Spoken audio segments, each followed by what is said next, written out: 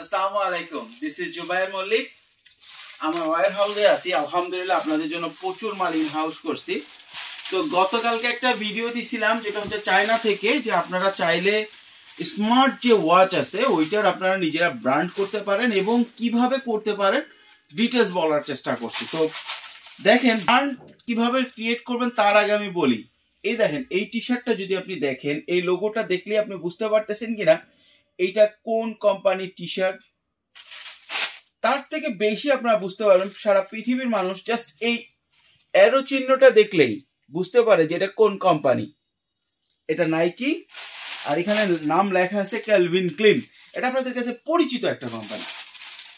এর কারণ হচ্ছে এরা এমন ভাবে ব্র্যান্ডিং করছে, তাদের নিজেদেরকে এমন ভাবে আপনার আমার কাছে পরিচিত করছে যে এর লোগো দেখলে আপনি বুঝে ফেলতেছেন যে এটা কি জিনিস বা কোন ব্র্যান্ডের এটা কপি করা হয়েছে বা কার এটা প্রোডাক্ট। ঠিক আছে, তো এরকম অসংখ্য ব্র্যান্ড আছে যেগুলো আপনারা দেখলেই চিনতে পারেন,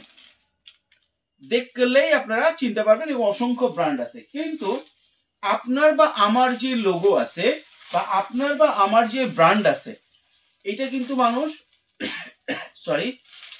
দেখলেই চিনতে পারবে না। কাছে নিয়ে আসো। যেমন আমাদের যে প্রোডাক্টটা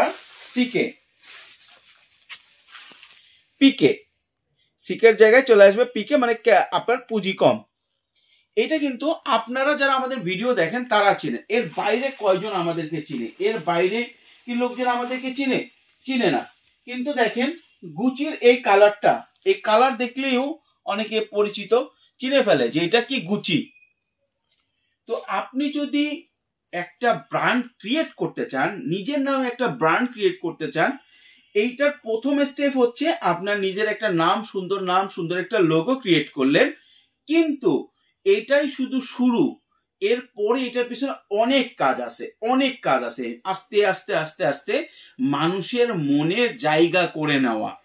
এবং আপনাকে যখনই আপনি ব্র্যান্ড ক্রিয়েট করতে যাবেন, নিজের একটা ব্র্যান্ড ক্রিয়েট করতে যাবেন, সেই ক্ষেত্রে আপনাকে আপনার টার্গেট অডিয়েন্স এবং টার্গেট ক্লায়েন্ট এই দুটো ফিক্সড করে তাদের ক্রয়ের ক্ষমতার উপরে বেসিস করে আপনাকে একটা ব্র্যান্ড ক্রিয়েট করতে হবে। ব্র্যান্ড এরকম না যে আপনি একটা ব্র্যান্ড ক্রিয়েট করবেন সবার জন্য, না। কোনো একটা নির্দিষ্ট ব্র্যান্ড কখনোই সবার জন্য হইতে পারে না। নাইকি সবাই অ্যাফোর্ড করতে পারবে না। আবার H&M, যে আপনার ওয়ালমার্ট থেকে কিনবে, সে নাইকি থেকে গুচি থেকে মাল কিনবে না। যে নাইকি থেকে কিনে সে রেগুলার গুচির মাল কিনবে না, সে রেগুলার মার্কেন্স স্পেন্সার কিনবে না। সো আপনাকে আপনার টার্গেট অডিয়েন্স সিলেক্ট করে ফেলতে হবে।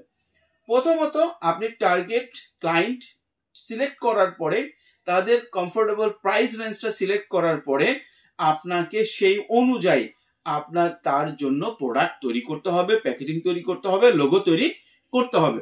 তো আপনারা যারা যে কোনো ব্যবসাতেই আছেন না কেন, আপনাদের জন্য গার্মেন্টসের বেস্ট বিজনেসের অপশন হচ্ছে, বা যে কোনো বিজনেসের জন্য বেস্ট অপশন হচ্ছে নিজের একটা ব্র্যান্ড তৈরি করা, পাশাপাশি সেটা ব্যবসা করা।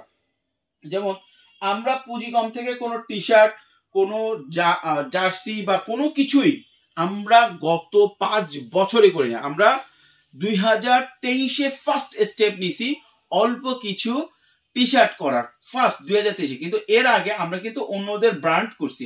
আমরা কি প্রথম চোটেই পারতাম না? পারতাম, কিন্তু প্রথম চোটে করলে পুঁজি কম, কেউই চিনে না। আমার শুধু ব্র্যান্ড করলেই হবে না, আমার তো ক্লায়েন্ট লাগবে।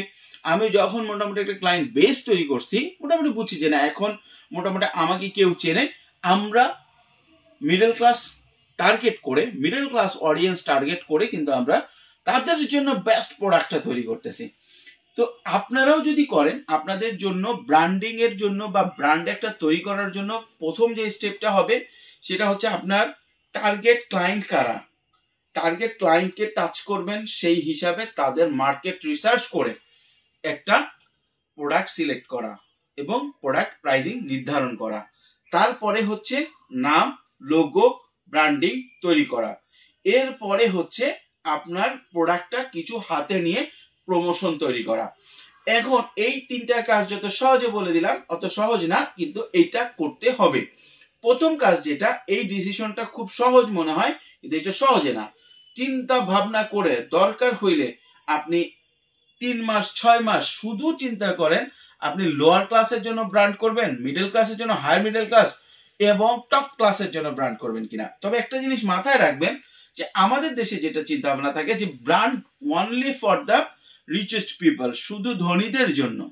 এইটা সবচেয়ে বড় ভুল ধারণা। ইউরোপ, আমেরিকা অথবা ইভেন চায়নাতে গেলেও দেখবেন যে বড় বড় ব্র্যান্ডগুলো যেরকম চলতেছে ঠিক একইভাবে ছোট ছোট ব্র্যান্ডগুলো কিন্তু চলতেছে।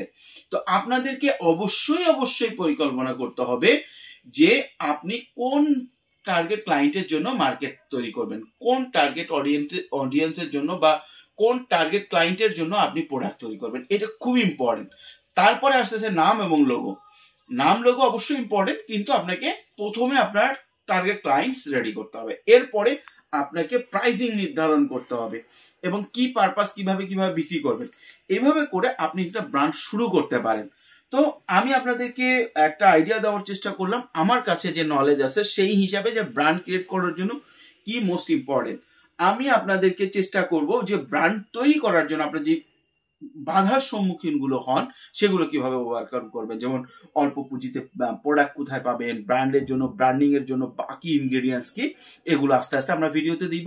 আপনার পুঁজিগমের সাথে থাকুন, ভালো থাকুন, ধন্যবাদ।